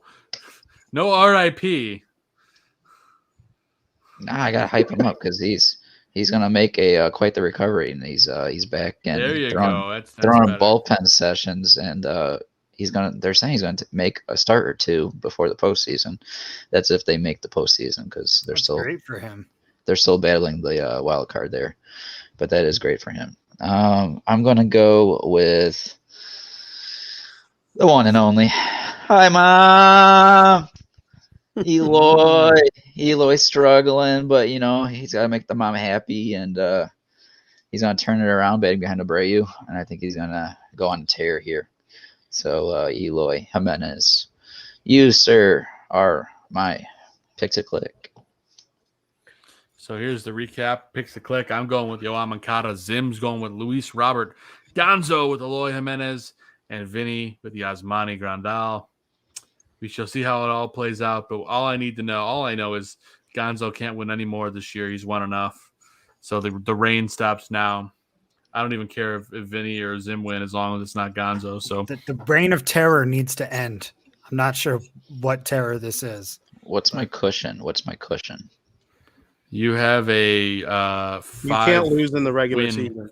cushion. Yeah, it will take 5. playoffs to beat you at this point. I've got 5, and there's 6 weeks left. Do you know who is second Muffin on the Man. White Sox in RBIs? What's that? I'm gonna go with Lori. Off the top of your head, do you know who on the White Sox is second in RBIs? Is that Garcia? No. no. I'm gonna go. He's go higher with, than you think, though. I know he is. Let's Who's see. second? I am gonna go with Yohan Moncada. Well, okay, he's tied for second. So it was kind of Is a trick Grandahl? question. Is It's he tied with Grandahl and Moncada, Yeah. which to me is amazing. You Because want to know what's Moncada doesn't bat in an RBI position normally, but the fact that everyone's so down on his like the basic numbers, his OPS and his WAR, those are all impressive. But the people who only look at like the traditional Triple Crown stats, Moncada's second on a team in first place by 12 games in RBIs, and he's tied with a catcher like Grandahl. Now, this is also credit to Grandahl because he'd be in second by a mile. He'd be in second by a mile had he not had his 2-month knee issue. But the fact that Yohan Moncada would be in third or fourth, because Anderson's right behind both of them, who's going to return this week, I'm actually a little surprised. I thought one of you were going to take him, hoping he'd come back and be hot right away. But it's kind of a He's risk been when you odd do that. this season. And he also he leads off. So a lot of the time, that takes away one at bat of looking for like power numbers. He can hit for power, but it's not like he ever leads off every now and then. He's got like 5 or 6, but for the most part, the power comes later in games from him. He's trying to do different things earlier in the game, so it's hard to pick him for pick to click. Yeah. No, I mean, you're talking impressive RBI numbers. I just have to point out, the guy that we all know, the unspoken elephant in the room that also somehow none of us picked for our pick to click, Jose Abreu, man. He's got as many RBIs as the next 2 guys on the team combined practically. Yeah. I had him last week. So That's just insane. You did have him last week, and he unfortunately did not pan out for you. last 2 weeks, technically, I had him. That's true. Well, didn't he do well 2 weeks ago? And just this past week, he sort of cooled off a bit. He did, I'm but pretty sure Joe skipped it, so it's all good. Yeah, he had a ground rule double in one of the games I was at. Joe's like, we're going back 7 days, not the last 15 from missing. Well, hey, how about instead of looking at the last 7 days, we look at the next 7 days in White Sox Weekly. Oh, I love it. Thanks, buddy.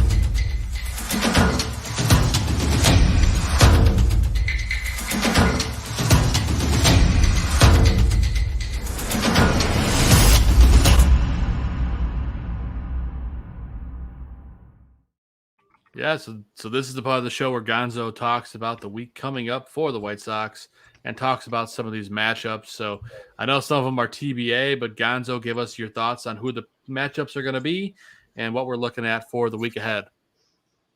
Yeah, so we got 3 games Tuesday through Thursday at home versus the Los Angeles Angels.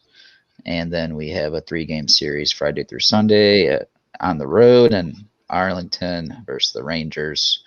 It's looking like the first 3 games in versus LA is going to be Giolito versus Naughton. I haven't seen too much out of the Southpaw Naughton, so I can't really say too much about him either, and neither can the White Sox website, as it gives hardly anything about him. And that's A-okay with me. And then game 2 is going to be likely Keuchel and another to be determined. I don't even know what LA is doing.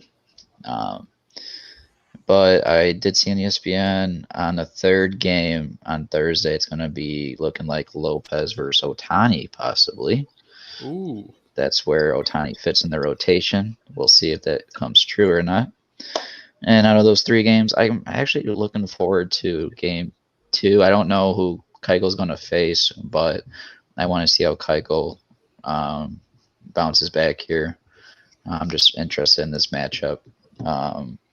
Other than that, that's the 3 games in LA, and I know I said it before, and I'll say it again.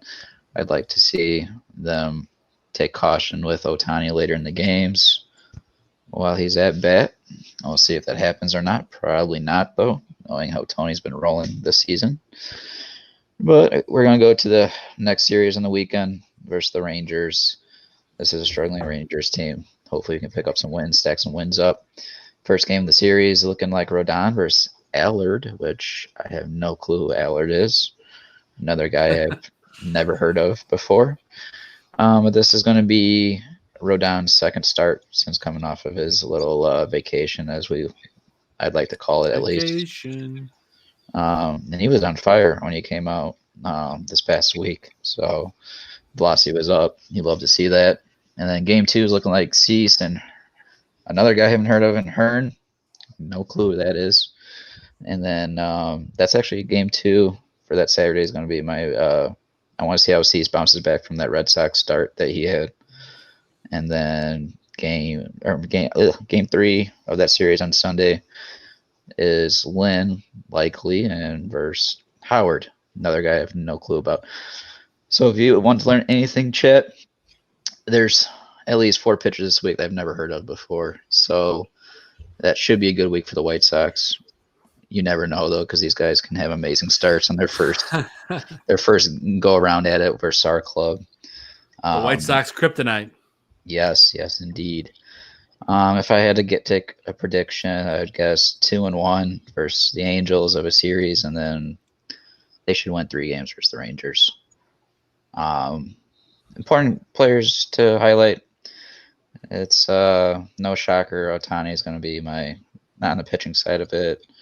I could go to about his pitching, but his bat, is just ridiculous. He's got, I think, who said 45 home runs?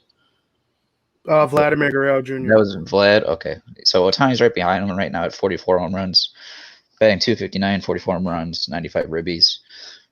And then the rookie on the Rangers, that's hot, is Garcia. Not really his batting average at .245, but he's got 29 home runs, 79 ribbies. So he's got to be careful for. But other than that are your hitters and pitching matchups of the week. I like it. Zim or Vinny, Zim, we'll start with you. What are you looking for this week, heading into these, I don't want to discount the teams, but saying lesser talented teams aside from Ohtani. Zim, what are you looking for heading into this stretch? Competitive baseball. I mean, the same thing we've looked for all season, really, just more of the same. Consistency. I want to see this bullpen continue the way that they've been going. I want to see Kimbrel continue his upward trajectory that he's been on. Sustained dominance from Hendrix. And maybe some of what Chris said with shutting down the opposing hitters. Take Ohtani out of the game. They did a really good job with it in the opening series of the season, I remember. Because I remember watching the opening series of the season and thinking, man, this Ohtani guy is overrated as hell. And look at what he's done since then. So if they can find a way to have that kind of success on the mound against the Anaheim batters, the LA Anaheim, whatever the hell they are, Angels, and Angels, and further beyond that, getting the wins that you're supposed to get.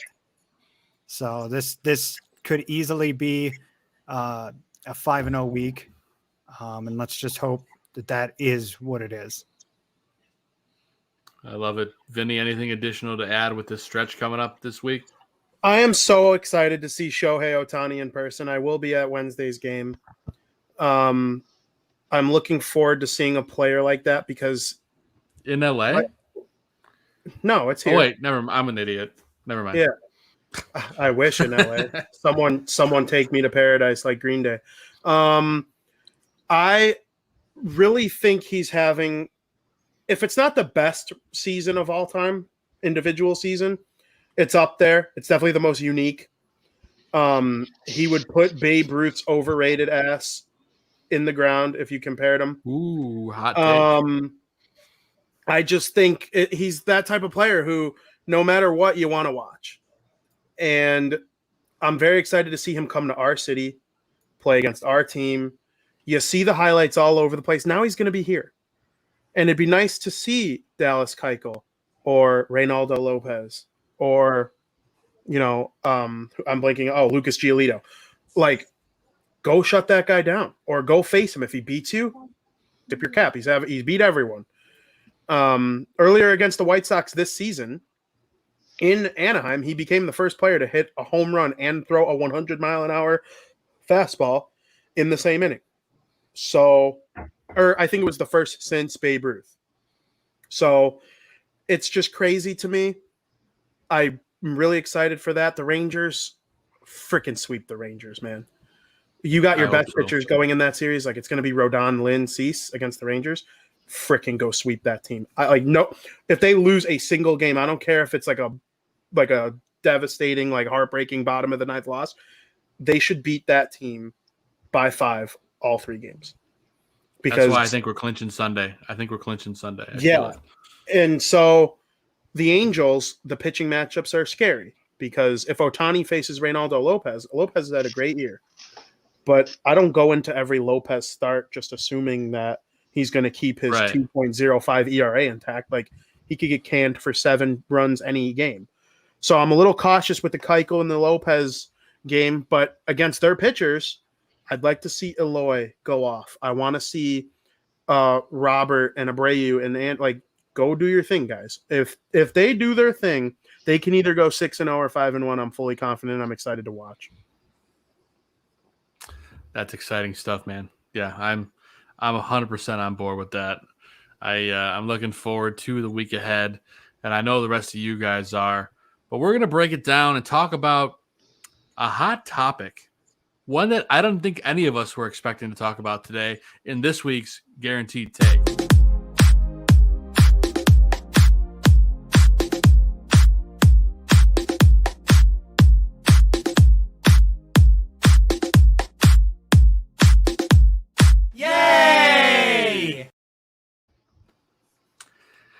Yeah, so Vinny, I'll let you set this one up, but let's just put it this way. Tony La Russa had some interesting things to say about Leury Garcia after the game ended. So why don't you cue up this clip for us and tell us a little bit about Tony's interesting take. So Tony La Russa was doing his post-game press conference, as he does every game, and one of the lovely reporters referred to Leury as a utility player.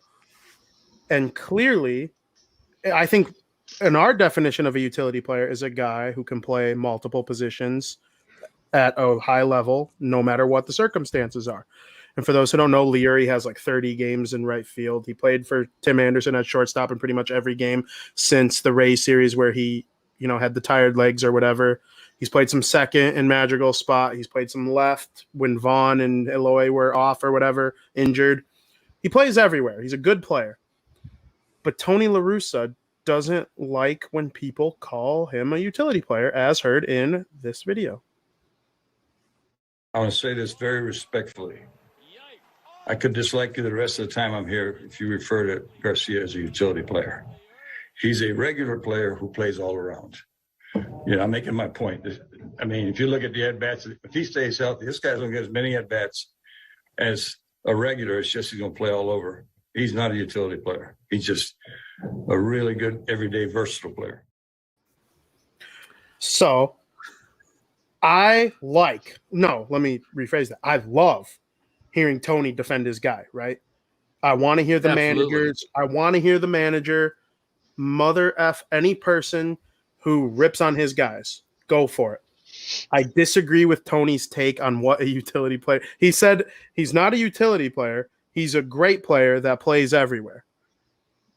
That's a utility player, Tony. Like Ben Zobrist was a utility player. He was the World Series MVP, won back-to-back World Series with the Royals and Cubs. And he was a guy in Tampa, too, when they were good back then, too. Chris Bryant could be described as a utility player at this point in his career. A utility player is not a negative connotation, and I think he kind of body-bagged that reporter who called him a utility player.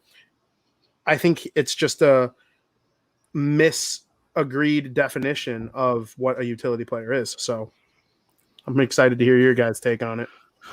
It is. And actually, Zim, I'll let you go next because you actually gave me the definition, which I'm going to pull up.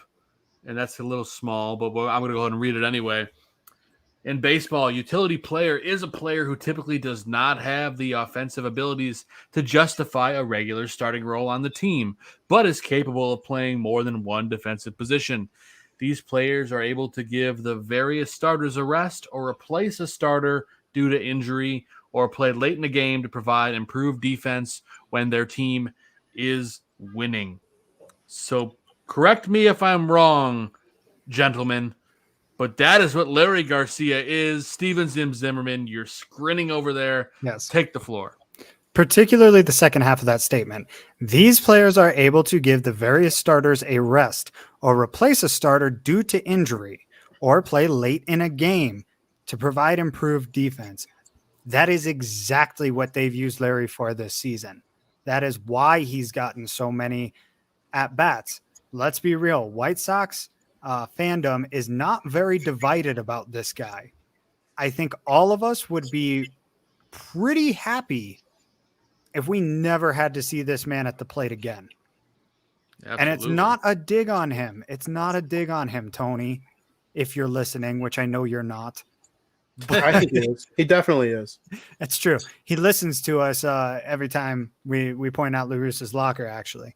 That's right. But this guy is there because he serves this utility role. I understand that, like, maybe back in the day that was sort of a dig at a guy who was like, well, he's good enough to be on the team, but he's not really good enough to start. Like, we really have realistically, 3 of these guys on our roster right now that we've been using this season? If Adam Engel's healthy, he's not Garcia's not in the starting lineup in game 1 of the playoffs. Absolutely. Right. No shot. Right. So it's just, I think it's a little bit of Tony's old school mentality showing through a little bit. It's not to say that he's out of touch or not to say that he doesn't understand the modern game. He just might not understand the modern vernacular and how these words have adapted and changed and evolved over time. It's like he's 76. It's like I do like it though. I will say, I like that he says, "Screw all of our opinion. He's not a utility player." After he hit the game-winning home run, 400 feet to give the White Sox a huge series win over an awesome team like the Red Sox. So in the moment, screw us, screw our opinion. I'm kind of with that. That's the only Larry Garcia highlight we have of his tenure in Chicago. You realize that, right? White Sox player, longest tenured White Sox player, more than Abreu. I'm just saying, like, and I know that's a bit of an exaggeration, but is it really more than just a bit of an exaggeration? The guy is what he is. We all know what he is. He's a 270 hitter. He's going to get you 60 ribbies, 15 home runs. Yeah, that's what I call a utility guy. on a team like Remember this. when you picked him for pick to click, Zim? Remember that? And he I went sure like do. 0 for 1 or 0 for a lot. Hey, I thought this was Listen. the season he could finally turn the corner. No, I'm just kidding. I don't know what I was thinking. I live in Denver. That's my defense. You make whatever connotations you want about that. I figured it out. He Very got more nice. at bats than any of us would have thought, because they're probably going to win 95 games this season ish. They're not going to get to 100 unless they go like 20-1 the rest of the season. I think they're 1 away from being guaranteed not winning 100. If Grandal, Jimenez, and Robert are all healthy for 150 games, they probably do win 100, and Leury Garcia probably gets 100 less at bats. So that's a utility player. Love you, Tony. That's you too. That's a utility player. I am fully on board there. Zim, or not Zim, but Gonzo, you've been a little quiet in this segment. I'll let you talk to it briefly, and then we'll start shout-outs because we're already at the 1.5 hour mark. Yeah, I mean, I just think everybody's right here. I mean, including Tony. I mean, if you go back to what he first said, he said he's regular, everyday player, which he is. So that's by itself his own little definition of a utility hitter within the statement he just said. But I think it really just gets at the point where I'm going to need more context because I didn't catch this part of the interview and I didn't know what the reporter asked him. But with him just winning the game on a walk-off, I can only assume that it was the most bizarre question, probably not bizarre, but most meatballish question, like we are so used to in Chicago. I just keep referring to him as a utility player, and Tony apparently doesn't like that. That's the gist of it. There was no mean question. It's just Tony doesn't like the term. I might say it's a utility mean player question. I would like to know it's the most meatballish question to be firing at him after the guy just walks it off, and you're just going to keep calling the guy, just keep bringing up utility. Like, But what's wrong with being a utility player? I would like to know who he considers a utility player then. Billy? That's fair. Billy? he said Danny? regular everyday player. So Billy that's his Hamilton definition. is a utility player, but you can argue he went through a similar stretch that Leury's in right now, where he was like borderline the reason they were winning games. Yes. That catch he made, there was the home run against the Baltimore Orioles. Like, He had 2 home runs that week that were both in like clutch moments. Yeah. exactly. So if I would have called Billy Hamilton a utility player that week, would I have been told I might not be liked if I do it one more time? I probably, which again, Tony, you tell me to screw myself when you disagree with me to defend your guys. That's fine. I'm okay with it. But on this show, I'm going to call a spade, and Leury Garcia is a utility player, just like Billy Hamilton, just like Brian Goodwin, I would say. Andrew Vaughn. Danny Mendick. Yeah, Andrew Vaughn. To start the year, Andrew Vaughn. Andrew Vaughn. Andrew Vaughn has a chance to be like a top 3 hitter on this team, but that's a topic for another day. I could just see the irritation of the repetition after this regular player just walked off the game for you to win the series. Absolutely. That's what I'm getting at here. And So, that's my point. Go ahead. I was going to say it's what we wanted to see from Tony all year long, standing up for his players, and it's what he's doing. So I love that clubhouse. and he's been doing it all year round. It's just some moments the camera will catch something and turn it against him, and other times they won't give him credit for what he does do. We had that one bad incident with Yermin early in the season, and ever since then it's been Tony versus everybody, and it's like, well, that's not really what it's been at all. And this is, I just think, an exemplification of that Tony is truly bringing this clubhouse together and creating a different atmosphere and a winning culture. You know, you want to talk about culture, speaking of how pissed off we were last night. This is a winning culture that we've got, with no small part in thanks to Tony La Russa. Yep. A coach that actually has accountability. Yep. I didn't imagine I'd ever say that in Chicago. Right? Holy cow. Is Tony La Russa the best manager in Chicago men's sports? Yes. Ooh, like because it's not Matt Nagy. Yeah, now or in recent history? No, right now. Okay. Obviously, it's like and Ozzie Guillen and even Coach Q. Coach Q is probably number 2 behind Phil Jackson, but like right now, active. It's not Colleton. It's not close. Tom Thibodeau. I will say this: Tom I Thibodeau, will say do this: if you want to talk your all job. time, Tony La Russa wins a championship this year. He's immediately at the top of the White Sox list in my head. Over Ozzie Guillen, huh? Over Ozzie Guillen. I'm not going to argue that. I mean, it would be his fourth ring. It would be his first year with the team. And it would be in a year with major scrutiny, COVID-19, all the sorts of things that make it extra difficult. 100%. He literally just took a decade off and then comes back and wins a championship like it's nobody's business with a team that lost. Series. Yeah, like Hall of Fame baseball person. I'm just saying, if this were to happen, like I say, like Put that on the towel. No question. There you go. Your rally towel that says Hall of Fame baseball person. Yes, absolutely. There's an awesome speed limit. Snark Burley has there's shirt. an awesome Snark Burley shirt. Yeah, it looks like it's HOF. It's what is it a play on? NWO. It's like the NWO logo, except it's Hall of Fame baseball person. So check that out. Of course, check out Snark Burley on Twitter. You can check out the store, pick up some shirts. And, of course, you can pick up a Barroom Network shirt. We'll talk about that in just a moment here. But I want to make sure everyone got their thoughts out about this. Does anyone else have anything else you guys want to air about that? I was just going to say, if Tony La Russa somehow, like, let's pretend the White Sox win this year, and then I truly think they're going to be better next year than they were this year, win or lose this World Series, I do think that. And let's say he, like, won them both. Then he's, like, right below Phil Jackson and Joel Quenneville. Like, he passes Joe Madden. He passes Ozzie Guillen. He passes Mike Ditka. Yeah, Mike Ditka. Some people credit. Yeah, some people say that. Some people say that, like Buddy Ryan in the defense. But I don't know if I'm going to quite go there. But he definitely passes Ditka. I know it's kind of like hypothetical, but I don't know. It's fun to think about because I would just love to see the White Sox rattle off 2 straight World Series. Okay, it's fun to think about because it's not unrealistic. No, not at all. This is not the 2018 to 2019 Bears we're talking about here, where it was just a bunch of smoke screen and mirrors and everybody wound up disappointed. And here we are 2 years later and wondering what the hell happened to this organization.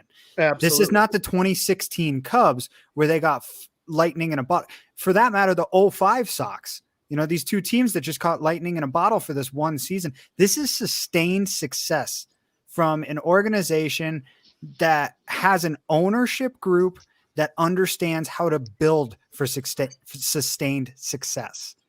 Yep. Rick Hahn has built something that the White Sox have never had.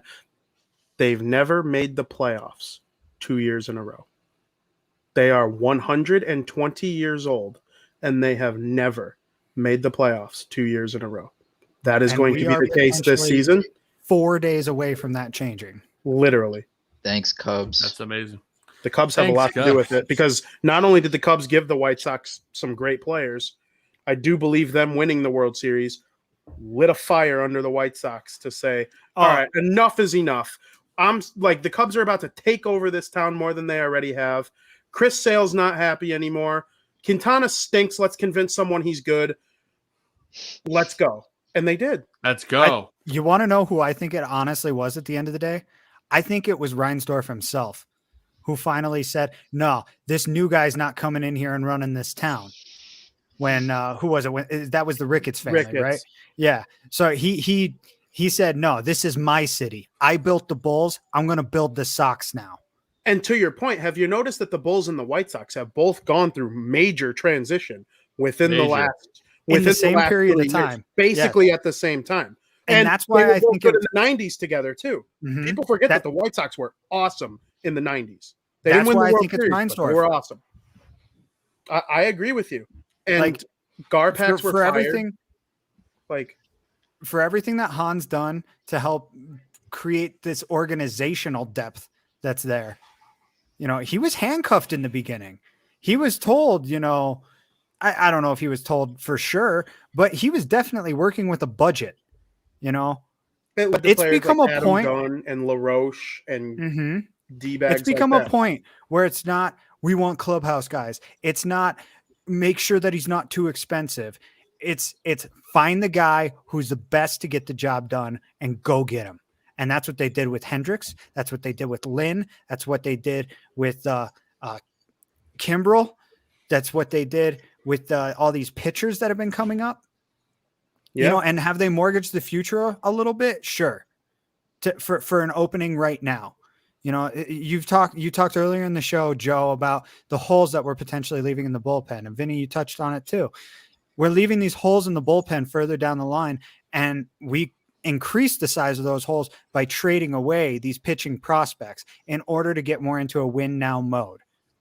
But this is also a guy who understands how to diagnose what's in front of him and how to patch those holes down the line. This is not a kick it down the road and worry about it later organization like we've seen the Blackhawks do, like we saw the Bulls do previously, like we've seen our White Sox even do, and like the Bears are currently doing. This is, you know, figure it out and get it done. And no excuses. And do it right or your ass is grass.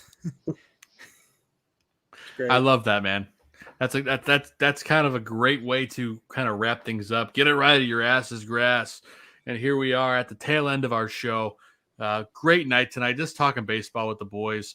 You can see at the bottom of our screen here, you can head over to deepdishtees.com/barroom and pick up your South Burbs Hitmen swag. You can also get, you know, swag for all the other shows on our network. You got Bar Down Blackhawks with Vinny. You've got Crosstown Crosstalk, the Mike North Advantage. You got the Barfly Tailgate Show, Bear Football, Dan and Aldo Bear Their Souls. You got Greg Gabriel. The coverage never ends. And we got our buddy Ozzie Guillen, who was repping the South Burbs Hitmen with a hat. And take a quick clip and take a look at this. I will obviously be a Man U fan now. I have a team in England. And then Ozzy's, do you like your hat? I guess. Yeah, I love it. Nice. By the way, how you be excited about some guy you even know go to play somewhere? When is your mom's birthday? I love How about that? Our boy Ozzy rocking the South Burbs Hitman hat. You can get it at deepdishtees.com/barroom. Filtered by South Burbs Hitman. You'll see the snapback hat, and you can get a sweet bar down hat like Vinny's got over there. You know, pass the mic. We got swag for everything. Help support what we do every single week, and we appreciate you guys out there. So show us some love. We love you guys tuning in every week. It's what it's all about. So thank you from the bottom of our hearts. Of course, we got the Mike North Advantage coming up this week. You still got Bar Down Blackhawks with Vinny. You got Crosstown Crosstalk. Dan and Aldo coming up tomorrow night. That's a jam-packed week on the Barroom. My fantasy football show, Fantasy Football Goon, premiered on Sunday. We go live every Sunday after the boys in the Barfly Tailgate Show. They set up the game. Then we come on about 10:15, and we go all the way up to kickoff, answering all your fantasy questions. So tons of great content on the Barroom. Stick with us all year long. Mash that subscribe button, like whatever you can, share it. We appreciate everything. And here we are, boys. We're at the shout-out portion of our show. We're going to start to wrap things up here, but why don't we start things with shout-outs? And Gonzo, I'm looking at you because you're in the top left. We're going to start with you. What do you got for shout-outs this week, brother? Yeah, I'm just going to keep it nice and simple for tonight. I'm just going to shout out the one and only, my girlfriend, Soraya, as I do every week. She gives me the love and support through not only this, but all the great journey that I'm going through right now outside of this. And then also kind of not shocking news, but I don't know how I'm keeping myself together because my mom texted me saying that she's in the ER right now. So man, kind of not knowing what's going on, and it's a little bit unsettling for me. But yeah, I'm just hoping for positive news here as things unfold here. So prayers up to your mom for sure. Absolutely. Or not my mom. That's Soraya. Soraya's in the ER. So geez. Okay. Well, prayers up for that as well. Obviously, we'll stay in the loop with you, Gonzo. And if you got to hop off, don't hesitate to hop off. Vince in the chat, prayers for Gonzo, absolutely, no doubt. So we'll let you do what you got to do, Gonzo, and we'll keep things chugging here for the shout out portion. Zim, we're gonna go ahead and pass it off to you next. What do you got for shout outs? Shout out to Brandon Ayuk for putting up 0 points in fantasy this week and costing me my week one matchup. Nice? Yeah, that'd be great, man. That would have been great to start the season off with at least one win, but I'm 0 for 2 now with the Bears in my fantasy team. No, for real though. Shout out to you, Joe, for taking me to that game a few weeks ago, man. That was absolutely awesome. Shout out to my family who let me stay there. I know I shouted them out on the week before, but actually going and getting it done, it was just awesome. It was exactly what I needed, exactly when I needed it. I know that the family wasn't super happy to have me away, but I'm back now and life's getting back to normal. And secondly, shout out to Rawlings for this sick new glove that they made for me. This thing is absolutely clean as hell. White Sox inspired glove that I got made. Unfortunately, my old glove is no longer with me, so I had to get a new one made, and they had exactly what I wanted at the price that I wanted, and it came out looking. This is entirely 100% custom. I built this online, and they delivered, and it's fantastic. Easy to break in, as you can see. I've had it for just under 2 weeks now, and it's already nice and ready to go play too. So hopefully everybody knows it's me when they see it now. There it is, the Zimmerman tag. There it is. Appreciate it, Zim. And how about our boy Vinnie Parisi? Vinny, what do you got for us for shout outs? Joe, I'm going to shout out you. Thank you for those tickets to the Red Sox game. I had a tremendous time. Thank you. I hope you enjoy your Day of the Dead bobblehead. Pretty sweet. It was really nice to see your mom check in on how she was doing over there at the beer thing. Drank some Modelo, some good stuff. And I'll give a shout out to me and Joey doing our show. Make sure you listen Wednesday, 2:00. The NHL, it's about to start. Camps are about to start getting going. So we're going to be a multi-sport guy once again. And Thursday, Crosstown Crosstalk. We'll recap some of the stuff with the White Sox, get it going a little bit on what's going on the other side of town with the Cubs getting swept by the Giants. And, just everything going on baseball. We'll talk about Ohtani pretty heavily, I'm pretty sure this week, based on the Angels being in town. So, and, shout out to all you guys in general. Thank you for listening. I'm appreciative of all the people in the chat. It looks like Gonzo left us. We hope everything's going on with him and his girlfriend. We hope they're okay. Be saying a prayer for them tonight for sure. I think I can speak on behalf of you guys in saying that we definitely are sending our thoughts and prayers over to that issue going on right now. But no doubt, all the great barroom listeners, we can't thank you enough. Head over to deepdishtees.com, buy your shirts, and I'll pass back to you, Joe. Appreciate it, Vinny. And yeah, I'll pick it right back up from where you left it off. First and foremost, I'm going to go ahead and shout out you, Vinny. I appreciate you. I let you get those tickets to the Red Sox game, but grabbing me that Day of the Dead bobblehead, which is pretty sweet. I still got to pick it up from my mom, but I appreciate you grabbing that for me. I was worried. So, people wanted that bobblehead more than any giveaway I've been to this season. I've probably been to like 20 games this season. Those were hotter than the Field of Dreams replicas. It's because there's only 10,000 of them. Yeah, someone offered me $30 for it. I was like, did you sell the other one you got? Or did you no, Joey thought about it. $30? Nah. Joey kept it. I probably would have kept it too. Now, if someone offered me like 100, right, probably would have been like. That's what I'm saying. You're gonna need to triple that if you want me to hand it over. Yeah. Yeah, it needs to be like more than the price I paid for the ticket, I would say. Yeah, for sure. And for our listeners out there, just to be clear, I gave Vinny a very, very solid discount on the tickets for an exchange of him getting me the bobblehead. So just putting it out there. Just so people aren't confused. Like, what the hell are they talking about? Yeah, what is he? How did he get one? But no, I appreciate that, Vinny. It means a lot to me, and hopefully we can catch a game before the end of the season. Zim, I'll shout you out as well, man. I know it was a couple weeks ago, but it was great getting to catch the game with you. Going Sox Cubs, going to Grandstand, going to 35th Street Red Hots. Now I'm getting myself hungry. What have I done? It's really easy to do. That reminds me, Vinny, we have to go to Rickabenny's soon and get a steak sandwich. I know it's coming. It's coming real soon. My language. I had one of those before the Sunday game I went to. Man, that was. Oh, did you get one? Yeah. One of the guys we went tailgating with, they brought us steak sandwiches from Rico Benez, so it was perfect. Voted best sandwich in the world by USA Today, by the way. Yeah. That's wild. It's pretty good. I don't know if I would call it the best sandwich in the world, but it's damn good. I kind of want one right now. I'm not gonna lie, man. It genuinely reminded me of a pork tenderloin sandwich that my family's restaurant used to make. So just saying, if that's the best sandwich in the world, I don't want to, overhype my family's place, but y'all ever find yourselves in Denver, you're going to have to come through.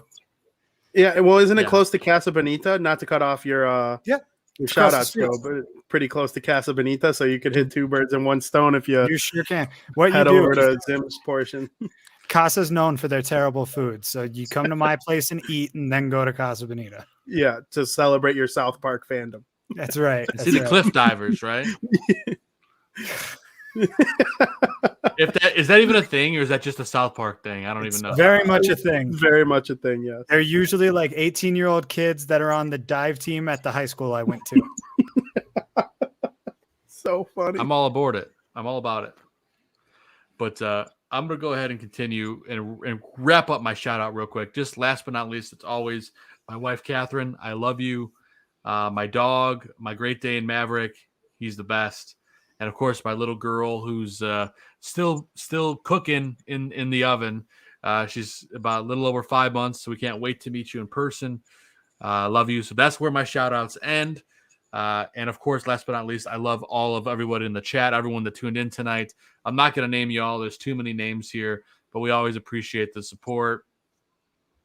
Gentlemen, any last minute thoughts before we get out of here? I think we're all ready to probably rock. I can maybe catch the last quarter of the Monday Night Football game. It looks like the Ravens are holding on right now, but it looks like it's 17-10. Lamar just fumbled, and the Raiders picked it up. Yeah. Wow. All right, well, I got some fun stuff to watch here in just a minute. It's going to be a finish. Sure is. It's going to be a finish in Vegas. Of course, that's the home opener. First-time fans are in that stadium in Las Vegas. So that's a fun one to tune into. I'm going to check that out here shortly. I do want to point out that we do have a great guest next week. Salim Sudarwala from the Bulls Gold podcast will be joining us next week. Not only does he know Bulls, he loves the White Sox as well. So Salim's going to hang out with us as long as he can next week. Of course, he's got a great show here on the Ballroom Network in Bulls Gold. And he just announced a brand new show today that Vinny and I are going to be on board with. It's called Science Fliction. It's a new show about science fiction shows, comic books, you name it, all the cool stuff out there. Basically the nerd stuff that Vinny and I go crazy for. Zim too. Zim's also a nerd, so we're all in the same boat. So that's going to be exciting. More news to come on that. Maybe Salim will give us some more news on that next week. So Salim Sudarwala will be with us next week. Do not miss that. And, of course, we're going to be talking about this great week of White Sox baseball that's coming your way. So with that said, we have reached the end of our show. So for the South Burbs Hitmen, I am Joe Mandel. The gentleman who had to take off is Chris Gonzalez. Steven Zim Zimmerman's below, and Vinnie Parisi is to my left or right, depending on how you're looking at the screen. We love you guys. Thanks for tuning in, and we will catch you guys next week. I have a feeling we're going to be clinched by the next time you see us. So the playoffs are coming. It's like winter is coming, except we want this one. Let's go, White Sox. We'll see you next week. Let's do this thing.